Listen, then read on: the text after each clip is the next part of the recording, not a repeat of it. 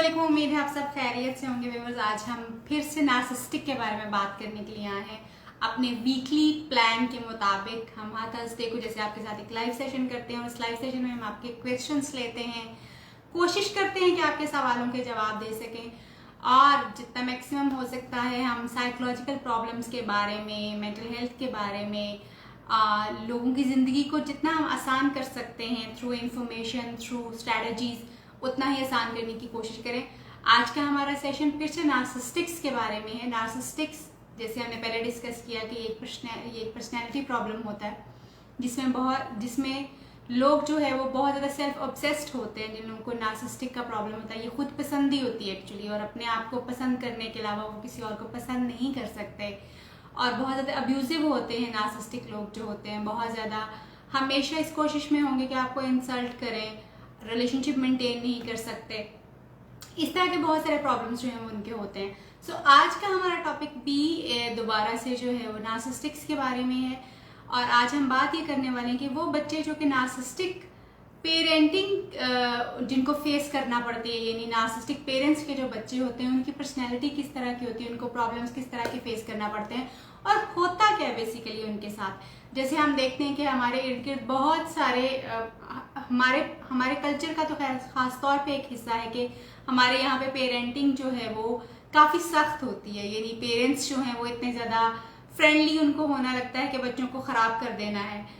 मैं उस पेरेंटिंग की बात नहीं करी जो आमतौर पे हमारे कल्चर में नज़र आती है, तो वो भी गलत ही है एक्चुअली, क्योंकि इतना ज़्यादा सख्त होना बच्चों के लिए बच्चे की पर्सनैलिटी को जो है वो डैमेज कर देता है। मगर मैं ख़ास तौर पर नार्सिसिस्टिक पेरेंट्स की बात कर रही हूँ जो कि खुद पसंदी का शिकार होते हैं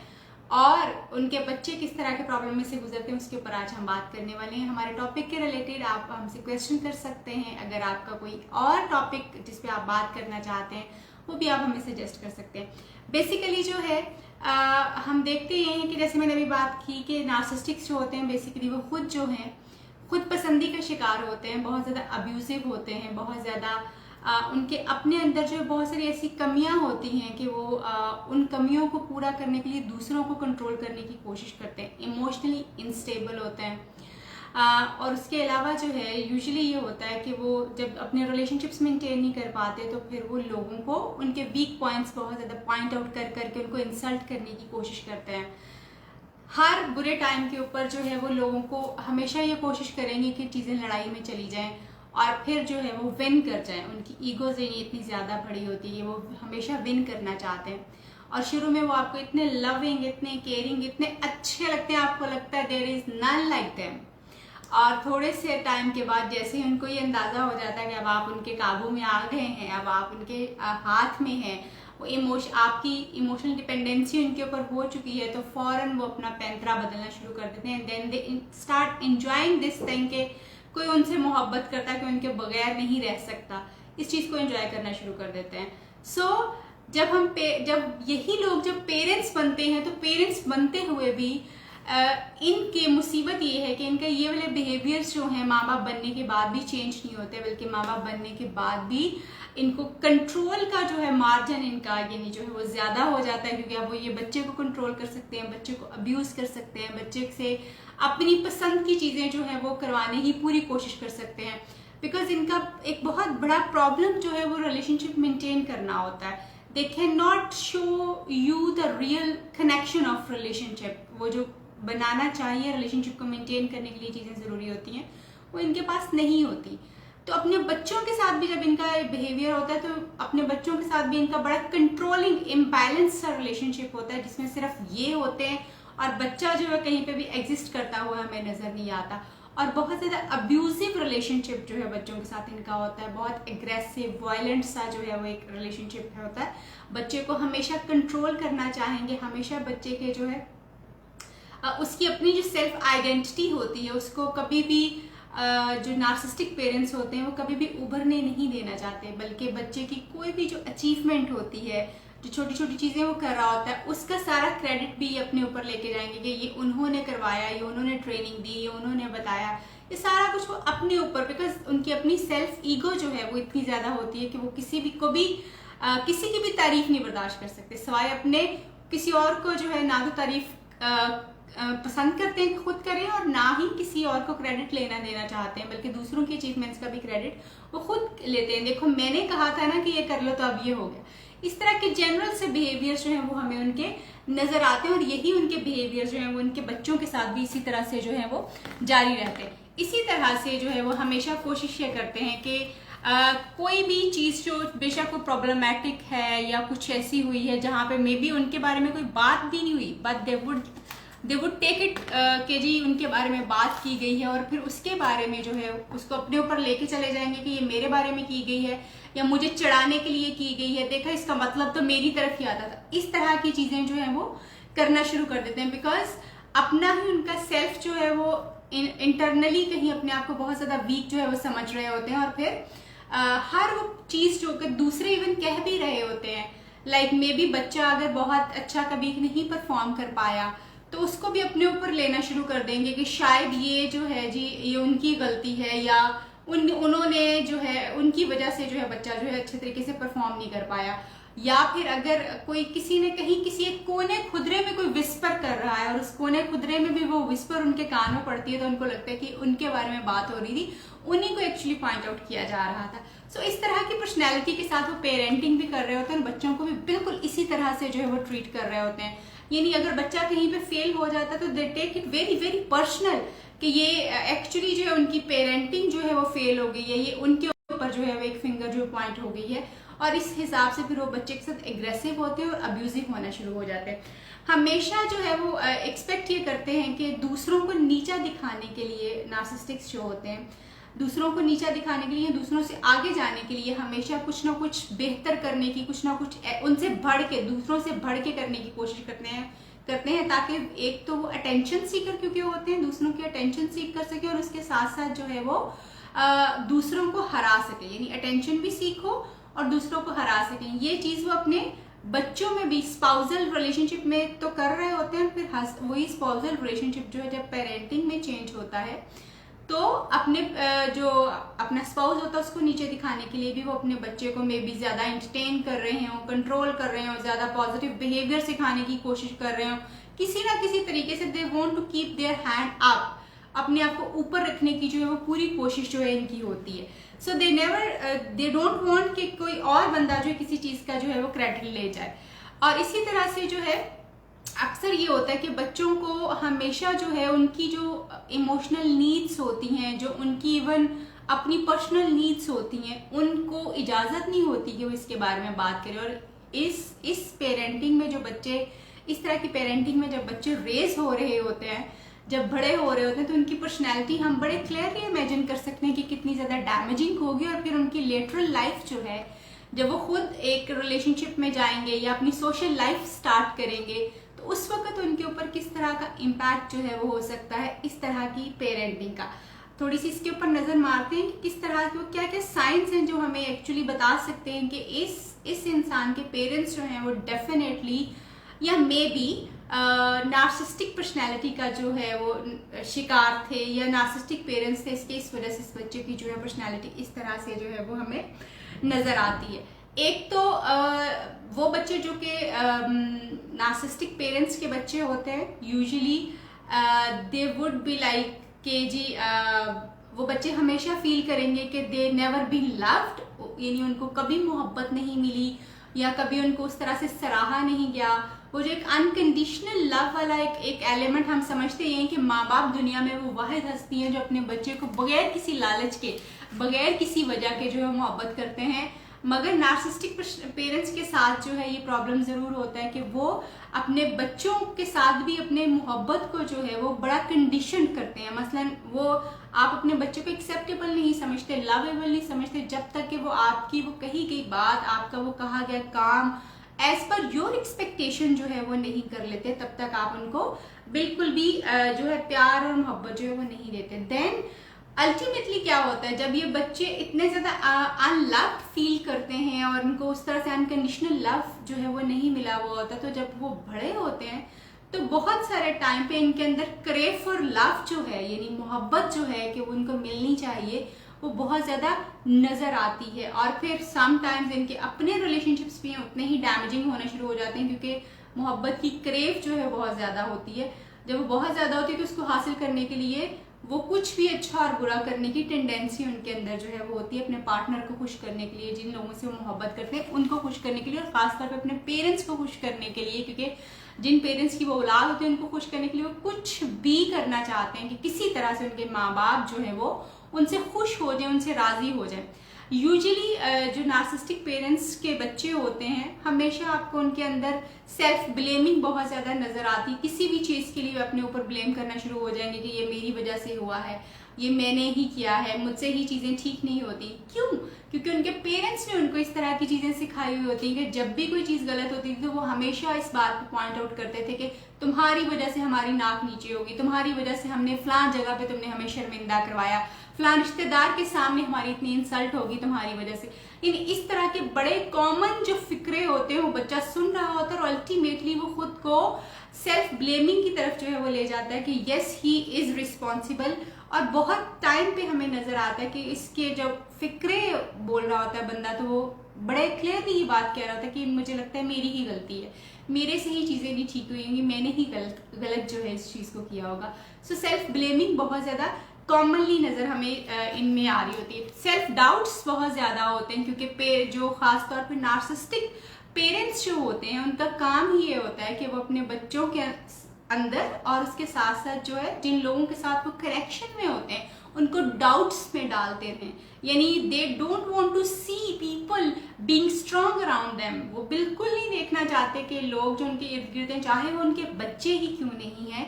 वो उनको स्ट्रांग नहीं देखना चाहते इमोशनली, ना ही उनको पर्सनैलिटी वाइज स्ट्रांग देखना चाहते होते हैं। सो इसलिए सेल्फ डाउट्स जो हैं वो उनके अंदर बहुत ज़्यादा डालना शुरू करती हैं और उनको पॉइंट आउट भी टाइम टू टाइम करना शुरू होते हैं कि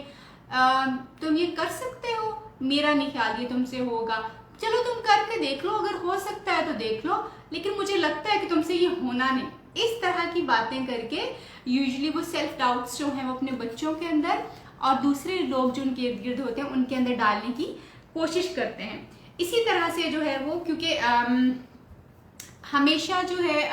जो नार्सिसिस्टिक्स होते हैं क्योंकि उन्होंने हमेशा सिचुएशन को जो है बहुत ज़्यादा एग्जैजरेट किया हुआ होता है, इमोशनली मैनिपुलेट किया हुआ होता है सिचुएशन को, तो वो बच्चों के साथ भी जब अपनी पेरेंटिंग की फेलियर को देख रहे होते हैं कि उनके बच्चे उस तरह से रिस्पॉन्ड नहीं कर रहे, तो वो फौरन बच्चों को जो है वो बच्चों के ऊपर जो है ब्लेम गेम करना शुरू कर देंगे कि तुम जो हो एक्चुअली हकीकत की दुनिया में नहीं रह रहे हो, ये सारी हाइपोथेटिकल सिचुएशंस हैं। यानी उनको ब्लेम करना शुरू कर देंगे कि बेसिकली ये तुम्हारी गलती है, तुम सिचुएशन को ठीक तरीके से एनालिसिस नहीं कर पा रहे। एंड देन फिर वो ये बात करेंगे या तो एग्जैजरेट कर रहे हो, इतनी बड़ी तो बात नहीं थी जितनी बड़ी बात तुम कर रहे हो, या जितना ज्यादा तुमने फील कर लिया इस चीज को। यानी this is very common notion by a narcissistic parent कि वो इस तरह की चीज जो अपने बच्चे को कह रहा है, इतनी छोटी सी बात थी, ऐसे क्या आपने इसको इस तरह अपने सर पे सवार कर लिया, तुम क्या इस तरह से बिहेवियर अपना शो कर रहे हो। तो इस तरह के जो जुमले हैं वो अक्सर हमें नार्सिसिस्टिक पेरेंट्स की तरफ से जो है देखने में और सुनने में जो है वो नजर आते हैं। और बच्चे जो होते हैं जो कि इस पर्सनैलिटी के साथ बड़े हो रहे होते हैं वो self doubt, guilt, low self esteem के साथ जो है वो बड़े होते हैं और फिर उनका अपना सेल्फ कॉन्फिडेंस जो अपने ऊपर बहुत ज्यादा कम हो जाता है क्योंकि उन्होंने तो वो जो जिसको हम कहते हैं ना ये ममाज बॉय है, ये ममाज डॉटर है, ये तो अपनी अम्मी को पूछे बगैर कुछ नहीं करता या करती, ये तो सारी, तो वो बिल्कुल एक्चुअली यही हो रहा होता है कि वो पेरेंटिंग इतनी कंट्रोल्ड पेरेंटिंग होती है कि उसमें बच्चा जो है अपनी कोई चीज जो है वो खुद से सेल्फ डिसीजन जो है वो नहीं ले पाता। उसको छोटी छोटी चीजों के लिए भी जो है वो अपने माँ बाप की तरफ जो है वो देखना पड़ता है या उनसे पूछना पड़ता है या उनसे डिस्कस करना पड़ता है। और फिर खुद वो सेल्फ एनालिसिस क्योंकि उसका उतना ज्यादा स्ट्रांग नहीं होता, सेल्फ डिसीजन फिर वो नहीं ले पाते उस पुअर सेल्फ एनालिसिस की वजह से। और फिर जब वो हम देखते हैं कि छोटी छोटी बात के लिए वो डिपेंडेंसी उनके अंदर बहुत ज्यादा होती है कि अपने पेरेंट्स से जो है वो इस चीज के बारे में पूछे। और ये खास तौर पे ये डिपेंडेंसी नार्सिसिस्टिक्स क्रिएट करते हैं क्योंकि वो नहीं चाहते कि कोई भी बंदा जो है वो सेल्फ सफिशिएंट हो सके और वो खुद से जो है वो डिसीजंस जो है वो ले सके या खुद से वो इतना एम्पावर हो जाए कि वो सेल्फ एनालिसिस करके चीज़ों की तरफ जो है वो जाना शुरू कर दे। और ऐसे बहुत सारे बच्चे हम देखते हैं जो कि बहुत सारे बार अम्मी नाराज हो जाएंगी, अब्बू नाराज हो जाएंगे, यार मैं उनका दिल नहीं तोड़ सकती या तोड़ सकता मैं उनको, यानी ये हमारे कल्चर का एक हिस्सा तो है मगर ये जब बहुत ज्यादा हो जाता है तो दैट इंडिकेट्स अस कि कहीं ना कहीं बहुत कंट्रोल्ड पेरेंटिंग जो हुई है कि उसने इंसान को गलत और सही की पहचान करवाने की बजाय उसके अंदर सेल्फ डाउट्स बहुत ज्यादा पैदा कर दिए हैं। क्या वो अपनी आंखों से दुनिया को नहीं देखता, अब सिर्फ अपनी माँ बाप की आंखों से दुनिया को देखते हैं। That is coming from the narcissistic parents. So बच्चे की पर्सनैलिटी इस कदर आप समझ सकते हैं कि कितनी इमोशनली वीक होगी कि उसको एक तो मोहब्बत की क्रेविंग बहुत ज्यादा है, एंड देन सेल्फ डाउट्स इतने ज्यादा, और अपने बारे में सेल्फ एस्टीम क्योंकि बहुत ज्यादा लो होती है, अपना सेल्फ इमेज भी अपनी नजरों में बहुत ज्यादा पुअर होता है। कभी भी ये बच्चे जो होते हैं अपनी इमोशनल नीड्स को और इवन दूसरी नीड्स को कहने की जरूरत ही नहीं कर पाते दूसरों को, क्योंकि हमेशा इनके पेरेंट्स ने इनको बताया हुआ होता है कि what to do and what not to do actually. तो वो उसी सिमत में और उसी तरह से जो है वो चीजें करने की जो है वो कोशिश कर रहे होते हैं। बहुत सारे टाइम के ऊपर क्योंकि मैनिपुलेटिव पेरेंटिंग हो रही होती है, बच्चे को इमोशनली बहुत ज्यादा मैनिपुलेट किया गया होता है और उसको ब्लेम बहुत ज्यादा किया जाता है कि that he is twisting the information. तो उसमें बच्चे में फिर चीज़ों को जो है जिस तरह से वो इन्फॉर्मेशन को बिल्कुल आम बच्चों की तरह प्रोसेस कर पाए, जहाँ पे बच्चे को पेरेंट्स ये चांस देते हैं कि जी वो अपनी जो इन्फॉर्मेशन उसको मिली उसको प्रोसेस कर पाए, उसको एनालिसिस कर पाए। ये स्किल्स जो हैं यानी problem solving skills and then critical जो एनालिसिस होता है चीज़ों का, वो भी इन बच्चों के ऊपर बहुत ज़्यादा हमें कम जो है उनमें नजर आएगा। बहुत टिमिड सी पर्सनैलिटी इन लोगों की होती है, बहुत डरे सहमे से हमेशा पीछे पीछे रहने वाले और जी हजूरी वाली करने वाली, जो हर चीज़ के ऊपर जी जी जी जी करने वाले ये बच्चे जो हैं हमें नजर आते हैं। Why? Because that's what their parenting has made them. ये पर्सनैलिटी उनकी इसी वजह से और इसी तरह से जो है वो बनी हुई होती है। इसको हम इलाज कैसे इसका कर सकते हैं, इसको बेहतर कैसे कर सकते हैं हम, क्योंकि हमेशा जहाँ पे प्रॉब्लम होता है वहाँ पे सोल्यूशन भी ज़रूर होता है। इस तरह की पेरेंटिंग में जो बच्चे बड़े हुए होते हैं यूजुअली उनको हेल्प करने के लिए बहुत ज़्यादा ज़रूरी ये है कि एक तो सबसे पहले नार्सिसिस्टिक के बारे में ज़्यादा से ज़्यादा जानने की कोशिश कीजिए। कोशिश करें कि वो जान सकें कि एक्चुअली उनके पेरेंट्स जो हैं उनकी पर्सनैलिटी जो है वो किस तरह की है, वो किस तरह से उनको कंट्रोल करते हैं। मुझे बहुत क्लियरली याद है कि मेरे कुछ क्लाइंट्स ने आके बड़े क्लियरली ये बात पॉइंट आउट की कि how their parents are controlling them, कि वो अगर कोई डिसीजन लेना भी चाहते हैं, कुछ करना भी चाहते हैं जो कि इवन डैमेजिंग, इस वक्त उनकी सेल्फ इतना ज़्यादा डैमेज हो चुका है, रिलेशनशिप इतना ज़्यादा डैमेज हो गया, मगर क्योंकि माँ बाप इतने ज़्यादा मैनिपुलेटिव हैं, इतने ज़्यादा झूठ बोलते हैं, ये चीज़ों को एग्जैजरेट कर रहे होते हैं, तो बच्चा जो है वो डिसीजंस बिल्कुल नहीं ले सकता। एक ग्रोन अप मेल और फीमेल वो भी क्योंकि इफेक्ट हुए होते हैं इस तरह की पेरेंटिंग से, तो वो बिल्कुल भी डिसीजन नहीं ले पाते। तो सबसे इम्पॉर्टेंट चीज़ जो है इट्स लर्निंग अबाउट कि आप नार्सिसिज्म के बारे में ज़्यादा से ज़्यादा जानिए, अपने थेरेपिस्ट से इसके बारे में जो है डिस्कस कीजिए और अपनी बाउंड्रीज को जो है वो अच्छे तरीके से ड्रॉ करना जो है वो सीखिए। एंड देन जो है सेल्फ लव अपने अंदर जो है क्रिएट करने की कोशिश करें, अपनी सेल्फ स्टीम को बूस्ट करने की कोशिश जो है वो करें। किस तरह से जो है आप अपना जो कॉन्फिडेंस जो है वो वापस लेके आ सकते हैं, अपने फियर्स को जो है ओवरकम करने की कोशिश करें, क्योंकि डर बहुत ज़्यादा इंड्यूस किया गया हुआ होता है, और उस अपने फियर को ओवरकम करने की कोशिश करें। मगर सम टाइम आप ये खुद से करने में कामयाब हो सकते हैं, but most of the time आपको किसी ना किसी प्रोफेशनल हेल्प की इसके लिए ज़रूरत पड़ सकती है। सो इट्स बेटर कि आप किसी थेरेपिस्ट के साथ कंसल्ट करके अपनी इन सारी चीज़ों के बारे में डिस्कस करने की कोशिश करें। मेरी रिक्वेस्ट है ख़ास तौर पे पेरेंट्स से कि अगर आप समझते हैं कि आपकी पेरेंटिंग में कहीं ना कहीं ये वाले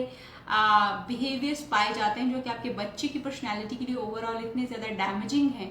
तो आप उनको कम करने की कोशिश करें, because your child is your product. वो जब बाहर जाएगा, सोशलाइज करेगा, तो लोग उससे आपको पहचानेंगे that how you are and how you are as parent. तो बेहतर ये है कि आप अपनी पेरेंटिंग स्किल्स को इम्प्रूव करने की और उनको बेहतर करने की कोशिश करें। उम्मीद करती हूँ मेरी आज की ये वीडियो आपको हेल्प कर पाएगी अंडरस्टैंड करने में, जो लोग आपके इर्द गिर्द रहते हैं उनके प्रॉब्लम्स को समझने में। और अगर आप खुद इस तरह की पेरेंटिंग से सफ़र किए हैं तो आप खुद को भी और अपने पेरेंट्स को भी समझ पाएंगे। अगर कोई सवाल है तो I am here to answer that. देख लेते हैं अभी।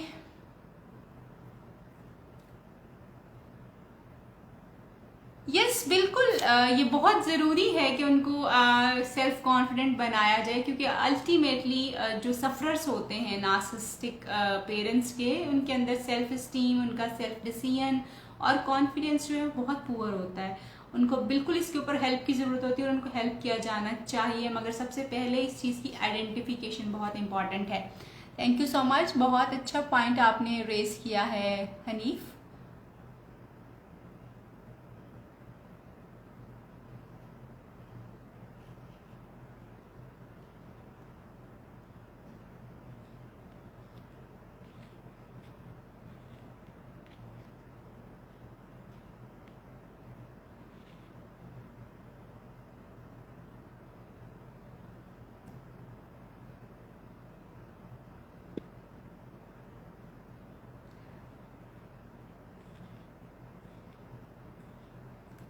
बिल्कुल इसी तरह से है कि there is a difference in frankness and to be friendly with your kids.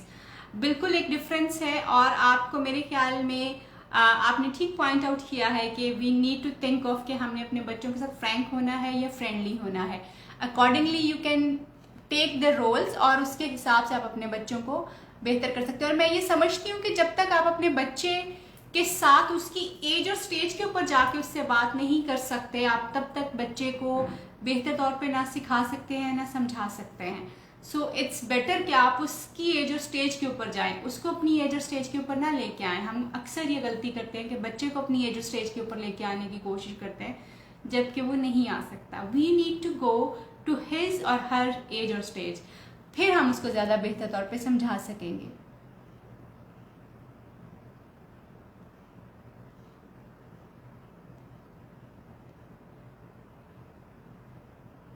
Thank you so much जी, आप सबकी सपोर्ट का, आप सबके सुनने का और अपने कमेंट्स देने का। अगर आप चाहते हैं कि किसी और टॉपिक के ऊपर हम बात करें तो डू सजेस्ट अस, और कोशिश करें कि अपने इर्द गिर्द जो आपके लोग हैं उनको ये वीडियो ज़रूर फॉरवर्ड करें, ताकि बहुत सारे बच्चे जो नार्सिसिस्टिक पेरेंट्स की वजह से इफेक्ट हो चुके हुए हैं वो अपने आप को सेव कर सकें। थैंक यू सो मच जी, टेक केयर, अपना ख्याल रखिए। आपसे फिर मुलाकात होगी इंशाल्लाह ताला कमिंग थर्सडे को किसी नई टॉपिक के साथ। तब तक के लिए अल्लाह हाफिज़। और यस, जाने से पहले अगर आप हमसे कांटेक्ट करना चाहते हो, हमारा क्लिनिक विजिट करना चाहते हो, तो आपकी स्क्रीन के ऊपर हमारा क्लिनिक का नंबर नज़र आएगा। हम ऑनलाइन कंसल्टेंसी देते हैं, और इसके अलावा आप हमारे क्लिनिक को भी विजिट कर सकते हैं। और आप हमें चाहें तो ईमेल में भी अपना कोई प्रॉब्लम जो है वो बता सकते हैं। खुदा हाफिज़ जी। मैं ठीक हूँ जी, बिल्कुल, थैंक यू सो मच। अब मैं जाने लगी हूँ, अल्लाह हाफिज़।